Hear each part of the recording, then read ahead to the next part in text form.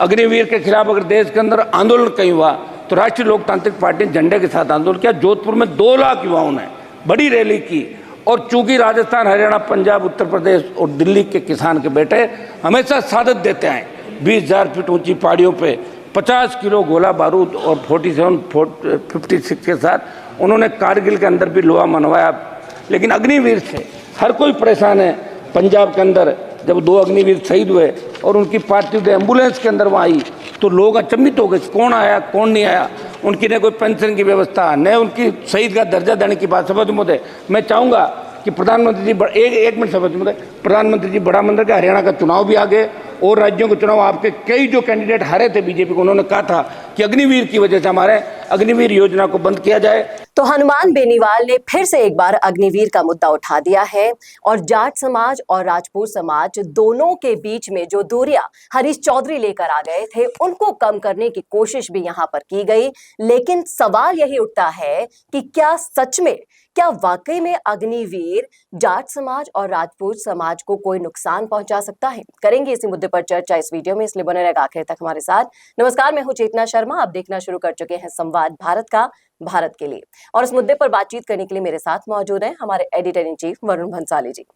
मैं आपसे यही जानना चाहूंगी, जिस तरह से वीडियो में हनुमान बेनीवाल कहते हुए नजर आ रहे हैं कि अग्निवीर एक ऐसा मुद्दा है जो जल्द से जल्द वापस ले लेना चाहिए सरकार को। जाट समाज और राजपूत समाज को उससे कोई भी फायदा नहीं हो रहा बल्कि नुकसान हो रहा है।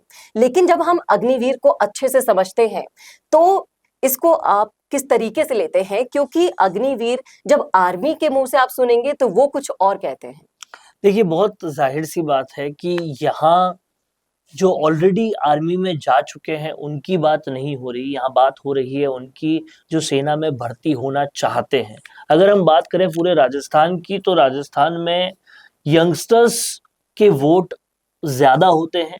वोट परसेंटेज के हिसाब से भी देखा जाए तो युवाओं की बात हमेशा ये तमाम सारे पॉलिटिशियंस इसलिए ज्यादा करते हैं क्योंकि वोट परसेंटेज भी इनके ज्यादा होते हैं।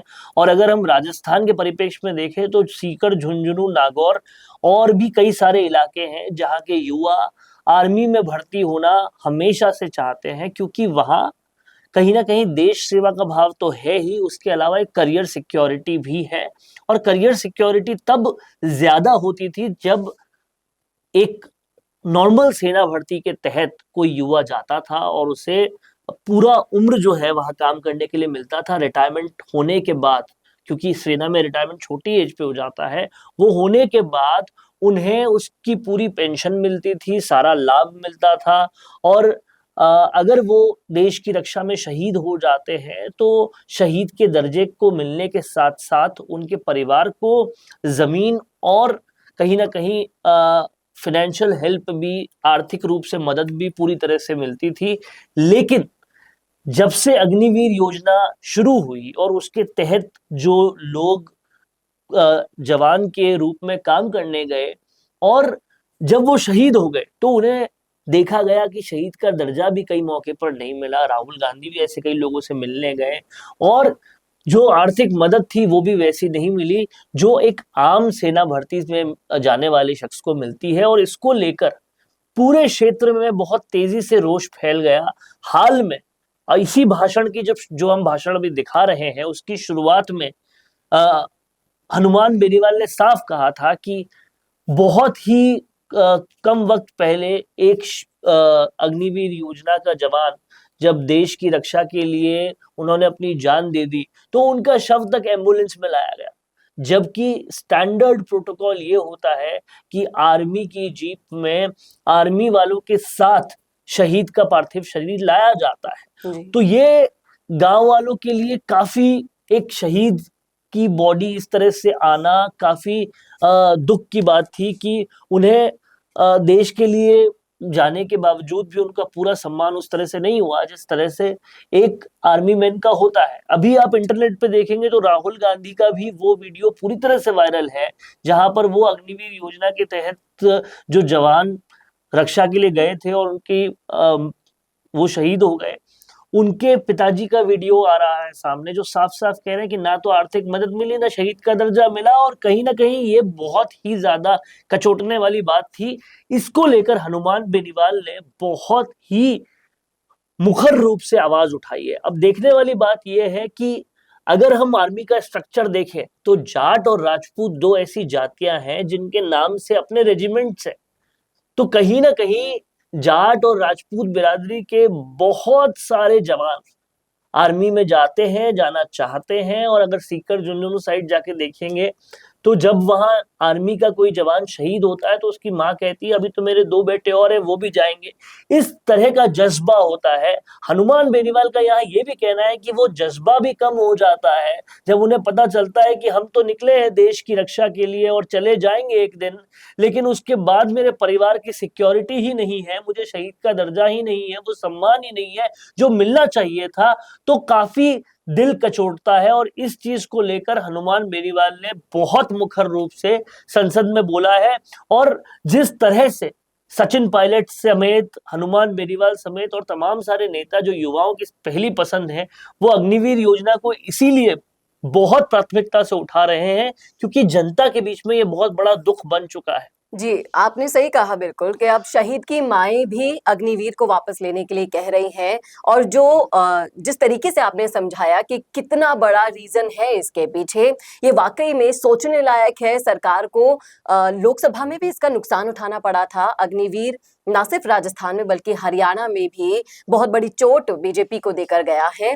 हालांकि इस योजना की जो सोच बीजेपी के दिमाग में थी वो सोच बुरी नहीं थी। उस सोच को आप समझिएगा, वो इस सोच भाषण में कई कमेंट्स ऐसे आए हुए हैं कि आप अग्निवीर का अगर ए भी नहीं समझते हैं तो इस तरह का भाषण मत दीजिए। जी, उस अग्निवीर की सोच भी हम अपने दर्शकों को समझाना चाहते हैं। वो अग्निवीर की सोच आप इजराइल में देखिए। इजराइल में हर घर में हर शख्स जानता है कि दुश्मन से कैसे लड़ना है। और जब भी कोई युद्ध की स्थिति आ जाती है, हर घर में से लोग जा सकते हैं उस युद्ध को लड़ने के लिए। वैसे ही क्योंकि अगर हम भारत का परिप्रेक्ष्य देखें तो चाइना समेत, पाकिस्तान समेत कई दुश्मन हमारे इर्द गिर्द बैठे हुए हैं। और ये तैयारी उस दिन के लिए है जब भगवान न करे लेकिन भारत पर कोई संकट आए तो हमारे पास ज्यादा से ज्यादा लोग हों उस संकट से बचने के लिए। पहली तो बात यह है। दूसरी बात यह है, अगर पॉजिटिव एस्पेक्ट में सोचें, अगर 4 साल भी कोई अग्निवीर के तौर पर आर्मी में काम करके आता है तो उसके जीवन में अपना डिसिप्लिन इतना जबरदस्त हो जाता है कि वो उसके बाद जो भी काम करेगा वो बहुत बढ़िया से करेगा। आज भी हम देखें तो आर्मी से वॉलंटरी रिटायरमेंट से लेकर आर्मी से नॉर्मल रिटायरमेंट लिए हुए लोग भी बड़ी बड़ी सिक्योरिटी एजेंसीज चला रहे हैं। कहीं ना कहीं लोग उन पे भरोसा बहुत ज्यादा कर रहे हैं। मैनेजमेंट का बहुत सारा काम वो कर रहे हैं। रियल एस्टेट प्रोजेक्ट्स पे बहुत सारा काम कर रहे हैं और उन पे भरोसे का जो दर्जा होता है वो बहुत जबरदस्त होता है। तो ऐसे अगर ज्यादा लोग निकलेंगे जिनमें वो स्किल्स होगी जो आर्मी के डिसिप्लिन में सिखाई जाती है तो फिर उनका कहीं ना कहीं आगे की जीवन और ज्यादा बेहतर हो जाता है। ये अग्निवीर योजना की पॉजिटिव साइड्स है। आर्मी भर्ती में बहुत कम लोग जा पाते हैं, अग्निवीर में ज्यादा लोग जा पाएंगे और अपनी जिंदगी को बदल पाएंगे। ये पॉजिटिव साइड भी है जो भी समझना चाहिए। लेकिन ये समझने के लिए तैयार नहीं है अभी, ना समाज रेडी है, ना समाज के उत्तराधिकारी रेडी है।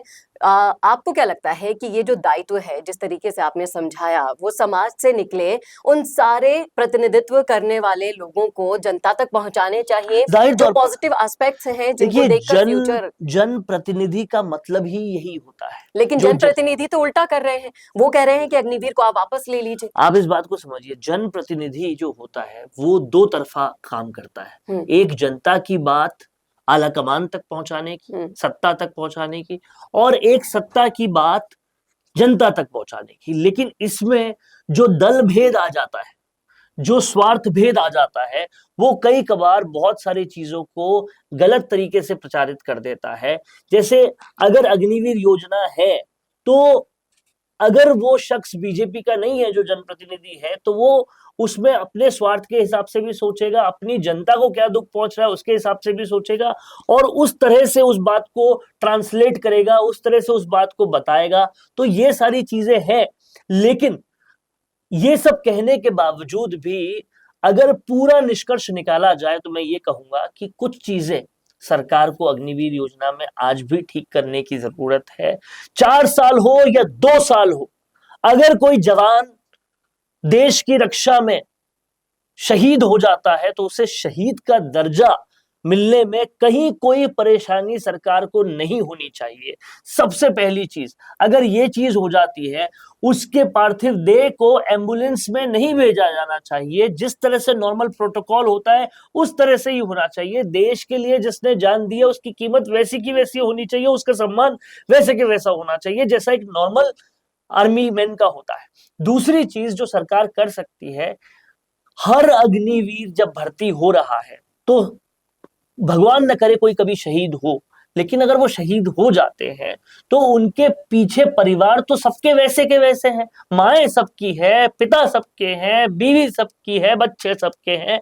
तो जिस तरह से एक नॉर्मल आर्मी मैन जब शहीद होता है तो उसके परिवार को जो कुछ भी मिलता है वो अग्निवीर के परिवार को भी मिलना चाहिए। ये दोनों चीजें अगर सरकार इंप्लीमेंट कर दे तो फिर मुझे नहीं लगता किसी को किसी भी तरह की शिकायत होनी चाहिए। और एक बहुत बड़ा मोटिवेशन भी युवाओं को मिलेगा। ज्यादा से ज्यादा अग्निवीर बनने के लिए वो लोग आगे आएंगे, जिससे हमारे देश को ही फायदा होगा। लेकिन क्या ये एस्पेक्ट आपको समझ में आया? क्या ये उद्देश्य आपको समझ में आया? आप हमारे व्यूअर्स हैं, आप सभी तरह के समाजों से बिलोंग करते हैं, जाट, राजपूत, सब तरह के लोग हमें देखते हैं। तो मैं जानना चाहूंगी कि आप क्या सोचते हैं इस मुद्दे पर। क्या अभी भी आप चाहेंगे कि अग्निवीर पर आगे फैसला हो? जिस तरह से किसान आंदोलन करके किसानों से के लिए जो बिल लेकर आया गया था उसको वापस लेने में भी बेनीवाल ने बहुत बड़ी भूमिका निभाई थी। अब क्या अग्निवीर योजना में भी यही सब होगा? क्योंकि पायलट समेत, बेनीवाल समेत तमाम ऐसे लोग हैं जो एक तरफा इस चीज को सपोर्ट कर रहे हैं। अब ये तो सरकार और बेनीवाल और ये जो भी त्रिकोणीय समीकरण बन रहे हैं इन पर डिपेंड करता है कि क्या सरकार फैसला लेगी, क्या वो संशोधन करेगी या फिर अग्निवीर योजना को पूरी तरह से खत्म करेगी। ये तो आने वाला वक्त बताएगा। लेकिन आप जरूर बताइएगा कि क्या आपको भी अग्निवीर योजना का उद्देश्य सही से समझ में आया है और अब इसको समझने के बाद क्या चाहते हैं? बताइएगा जरूर कॉमेंट बॉक्स में। कैसा लगा वीडियो बताना ना भूलेगा। और ऐसे ही और वीडियोस के लिए देखते रहिए संवाद भारत का, भारत के लिए। नमस्कार। वड़ा पाव वाली दीदी बिग बॉस पहुंच गई। ये इन्फॉर्मेशन आपके कितने काम की है ये तो मुझे नहीं पता, लेकिन वीडियोस का यूज करके आपके सोशल मीडिया मार्केटिंग जरूर अपडेट हो सकती है। मिशी मीडिया सॉल्यूशंस आपको दे रहा है 40 से ज्यादा वीडियो एक्टर जो करेंगे आपके सोशल मीडिया को बूस्ट। ये इन्फॉर्मेशन ना आपके जरूर काम की है। इंटरनेशनल क्वालिटी स्टूडियोज में आपके एड्स होंगे शूट और साथ ही एक्सपर्ट एडिटर्स उन्हें करेंगे एडिट बहुत ही कॉस्ट इफेक्टिव प्राइसेस में। 35 से ज्यादा देशों के लिए हम काम कर चुके हैं। 5000 से ज्यादा वीडियोस बना चुके हैं। सोशल मीडिया पर छा जाने के लिए या फिर मीटिंग्स या कॉन्फ्रेंस में अपने वीडियोस शो करने के लिए या फिर रील्स या फिर स्टेटस लगाने के लिए अगर आपको वीडियोस बनवाने हैं तो मिशी मीडिया सॉल्यूशंस वो सारे वीडियोस आपको बना कर देगा इंटरनेशनल क्वालिटी के। तो आप ब्रांड बनिए, अपने बिजनेस को बड़ा बनाइए मिशी मीडिया सॉल्यूशंस के साथ।